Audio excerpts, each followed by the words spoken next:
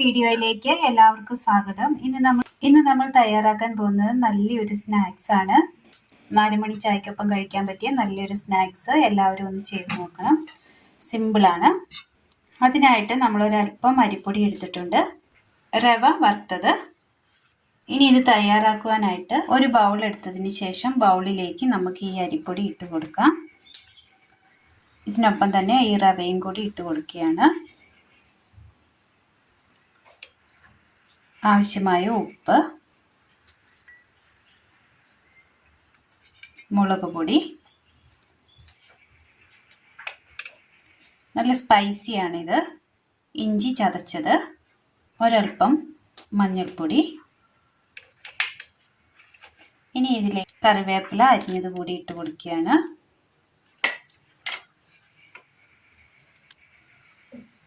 ആവശ്യമായ ചൂടുവെള്ളം. ഇത് നന്നായി ഒന്ന് കുഴച്ചെടുക്കാം. ഇത് നന്നായിട്ടൊന്ന് നമ്മൾ കുഴച്ചെടുത്തിട്ടുണ്ട്. റവയും അരിപ്പൊടിയും ആയതുകൊണ്ട് വെള്ളം കുടിക്കും.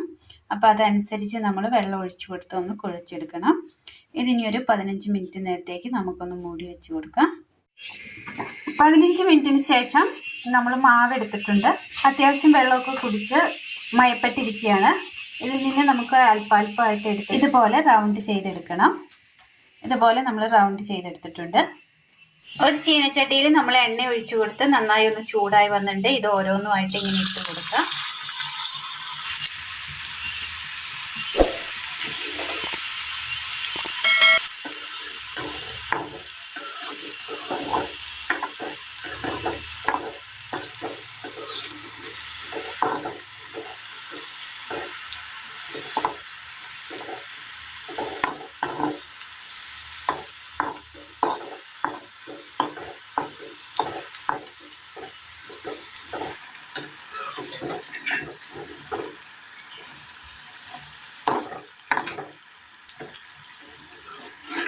വെന്ത ഒന്ന് ക്രിസ്പി ആയി വന്നിട്ടുണ്ട്.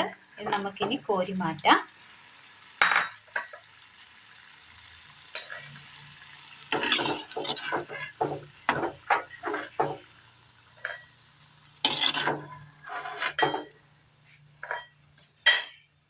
അത് നമ്മളെല്ലാം ഒന്ന് വറുത്ത് കോരിയിട്ടുണ്ട്. നല്ല ക്രിസ്പിയാണ്.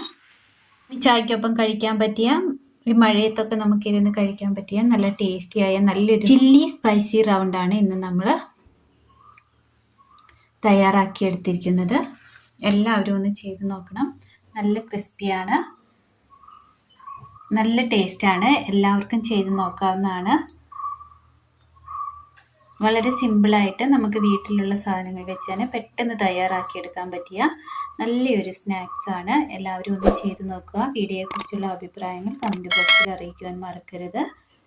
അപ്പോൾ ഇന്നത്തെ വീഡിയോ എല്ലാവർക്കും ഇഷ്ടമായി എന്ന് വിചാരിക്കുന്നു. വീഡിയോ ഇഷ്ടമായാൽ ഒന്ന് ലൈക്ക് ചെയ്യാനും ഷെയർ ചെയ്യാനും സബ്സ്ക്രൈബ് ചെയ്യാനും മറക്കരുത്. താങ്ക്